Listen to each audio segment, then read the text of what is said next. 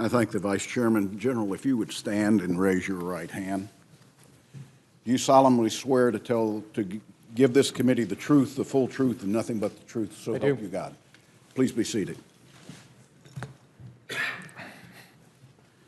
General, before we move to your statement, I'll ask you to answer 5 standard questions the committee poses to each nominee who appears before us. They require a simple yes or no response for the record.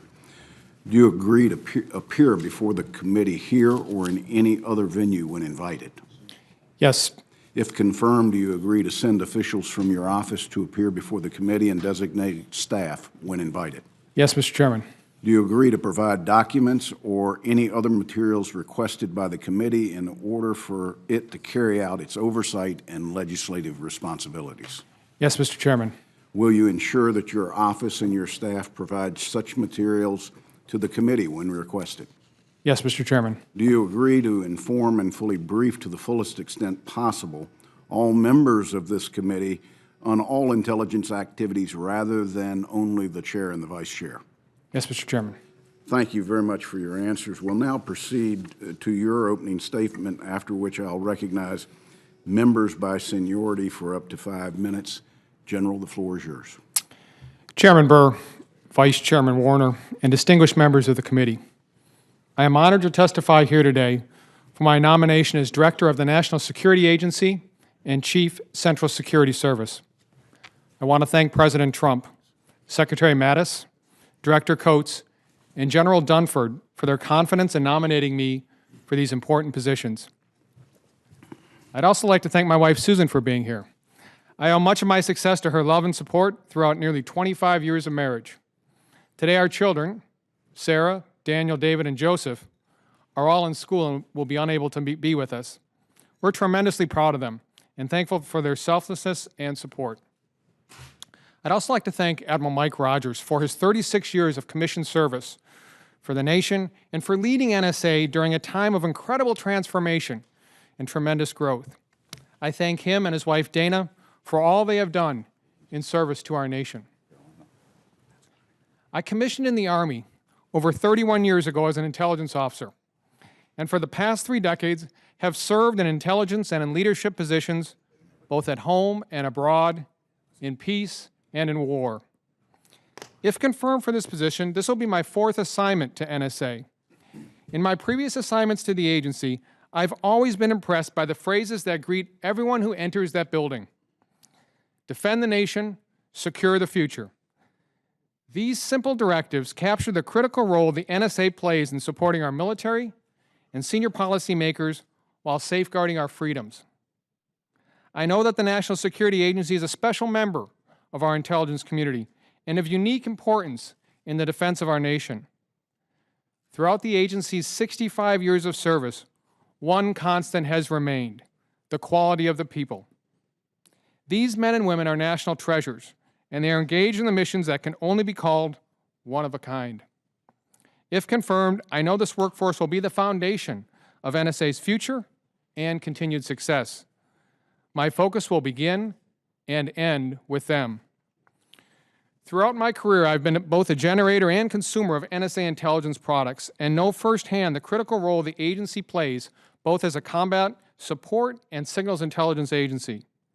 The importance of delivering accurate, reliable, and timely intelligence products cannot be overstated, and if confirmed, I commit to upholding the high reputation of the agency as a provider of objective, mission-critical signals intelligence in support of our military and our government. I recognize that our nation's adversaries continue to pose threats and posture themselves to reduce our global advantage. In light of this, the importance of an effective national security agency continues to be paramount to our national defense. I also recognize that we are at the edge of the technological frontier for our nation. The future that the next director will face presents challenges and opportunities, from rapid technological evolution, including machine learning, artificial intelligence, and quantum computing, as well as the growing capabilities of the technological industry. If confirmed, I know that a strong public-private partnership will be needed to ensure this country benefits from the leading-edge technology being developed and implemented today and into the future. Finally, I recognize that this nomination is to lead both U.S. Cyber Command and the NSA. Although the co-location and cooperation of the two powerful organizations has been critical to their growth, I also see them as two unique entities with their own identities, authorities, and oversight mechanisms. I'm committed to assessing the needs of both to optimize their individual success in the best defense of our nation.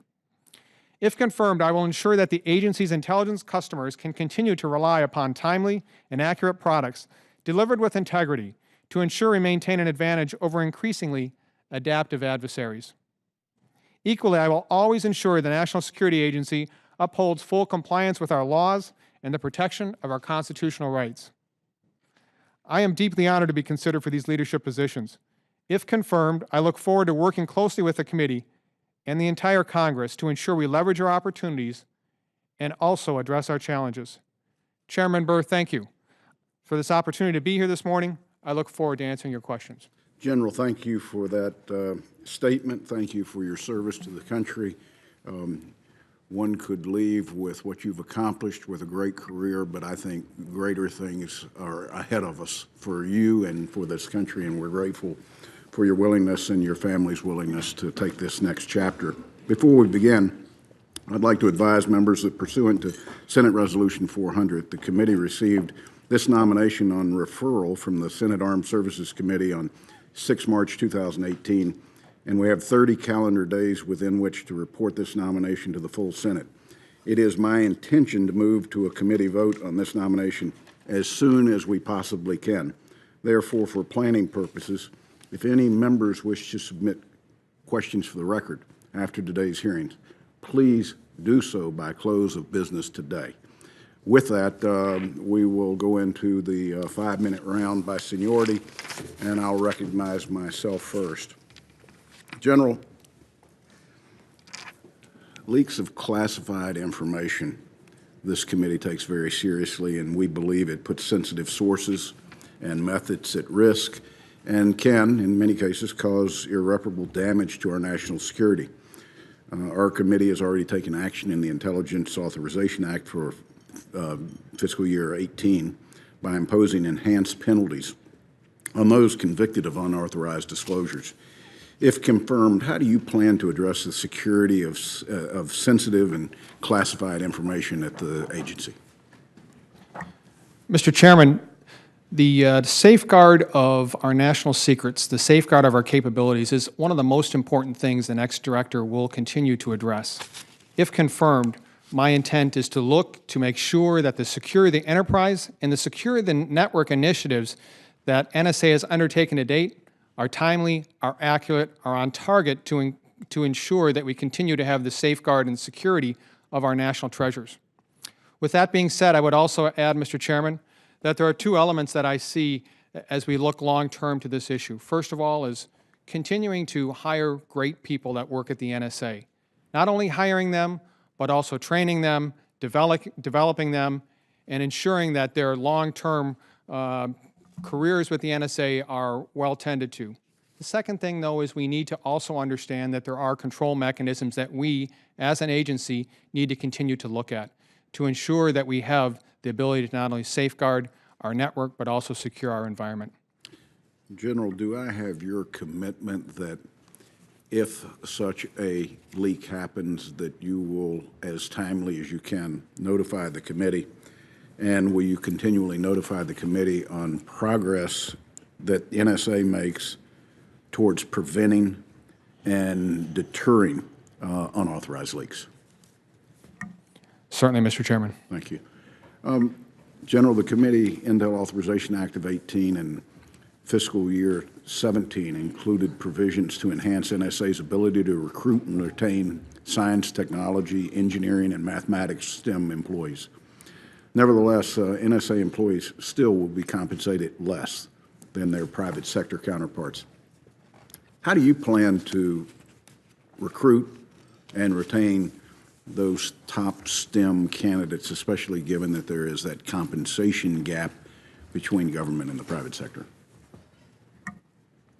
Mr. Chairman, first of all, thank you to the committee for the Intelligence Authorization Act. I think that is a very, very important element important ability for the next director to be able to leverage in the future.